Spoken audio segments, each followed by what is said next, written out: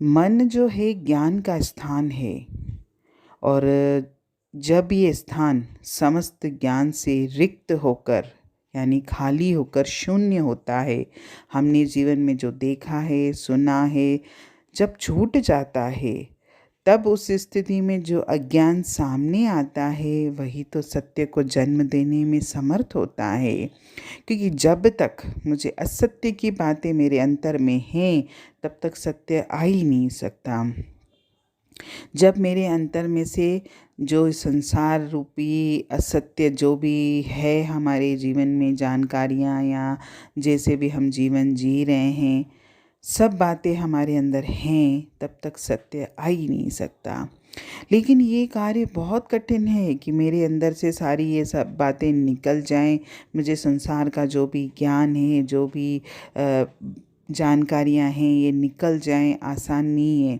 क्योंकि ये सब होना या करना मनुष्य के वश में है ही नहीं। लेकिन फिर भी अगर हम प्रयास करें, अगर हम कुछ समय उस परमात्मा से शुद्ध भाव से जुड़ें, तो हमारे अंतर में से कुछ घड़ी के लिए अगर ये असत्य गायब भी होता है, तो उस घड़ी वो सत्य प्रकट होगा। और मैं क्या हूँ, मैं कौन हूँ, ये ज्ञान जो है केवल सत्य से ही पता चलेगा। अभी तो हम देह में बैठे हैं। अगर मुझसे कोई पूछे कि मैं कौन हूँ, तो मैं फलाना हूँ, अपना नाम बताऊँगा।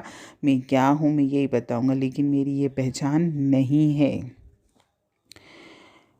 जब हम सत्संगों से, वाणियों से जुड़ते हैं, तभी हमारी जो ये जानकारियाँ हैं संसार की और हमारे मन का जो ज्ञान है, ये गायब होगा।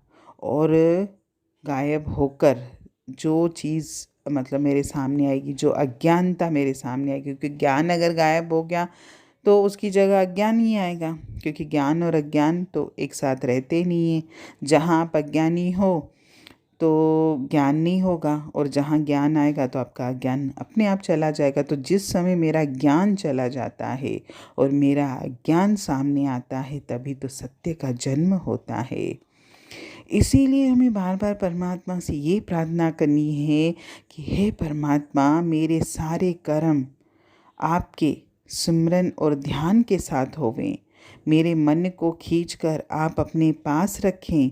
कभी मन माया के हाथों में जाने वाला मुझसे कोई भी कर्म न हो। बिना कर्म किए तो कोई भी नहीं मरता, लेकिन जब मैं इस देह को त्यागूं, तो मैं पुनः इस कर्म संसार में जन्म न लूं। ये प्रार्थना हर मनुष्य को करनी चाहिए। इस जगत के सभी प्राणी अपने मन के वश में हैं। सभी मन के माया शरीर में फंसकर कर्म कर रहे हैं। लेकिन जो सत्य से जुड़ा है, जिसने सत्य का ज्ञान प्राप्त किया है, जिसने अपनी वृत्ति को परमात्मा से जोड़ा है, वो न चाहते हुए भी, ज़रूरी नहीं कि प्लानिंग करे, लेकिन न जाने उसके कितने गलत कर्मों से उसका छुटकारा हो जाता है, उसको खुद भी पता नहीं चलता। क्योंकि सत्संग वाणियों की यही महिमा है। और सत्संग वाणियों से तो हमको लगातार ऊर्जा भी मिलती रहती है। और इसीलिए, क्योंकि ऊर्जा की तो हमारे जीवन में सबसे ज़्यादा ज़रूरत है, क्योंकि हम देह की शक्ति के लिए, देह को ऊर्जावान बनाने के लिए कितने जतन करते हैं। न जाने कितने जूस पिएंगे, फल फ्रूट खाएंगे, दूध पिएंगे, न जाने क्या क्या इस देह को थोड़ा सा पावरफुल बनाने के लिए करते हैं। तो हमने कभी आत्मा को पावरफुल बनाने की कोशिश की है? नहीं। और आत्मा की पावर है सत्संग वाणी। जब हम सत्संग वाणियों से जुड़ते हैं तो हमारी आत्मा को पावर मिलती है।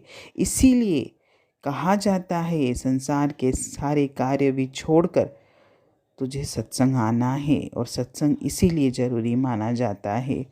संसार के मनुष्य दान पुण्य करते हैं, और दान पुण्य करके बस सुख और वैभव की मन में आशा रख करते हैं। यानी मैंने अगर दान पुण्य किया, कोई अच्छा कार्य किया, किसी की मदद की, तो उसको मुझे रिटर्न में भी परमात्मा ये सुख देना।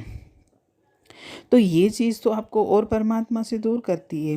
क्योंकि ये सब चीज़ें तो आपने संसार में दी और संसार का ही सुख मांगा। इसमें परमात्मा का तो कोई रोल ही नहीं हुआ। इसीलिए मन के जो धर्म कर्म हैं, इससे कभी भी दुखों का नाश नहीं होगा और ना ही सुख मिलेगा। अगर हम सत्संग से वाणियों से जुड़ेंगे तो सत्संग में जो जाने वाले मनुष्य होते हैं उनका जो जीवन के प्रति निराशावादी जो दृष्टिकोण है वो आशावादी दृष्टिकोण में बदल जाता है। और इसी निराशा भाव को, क्योंकि हर मनुष्य आज नेगेटिविटी से भरा हुआ है, निराश भाव में जी रहा है, तो जब ये मेरे अंदर से निराशा का भाव हटेगा और स्थायी आशा में ये बदले, मैं ये चाहता हूँ, तो इसके लिए सत्संग बहुत ज़रूरी है।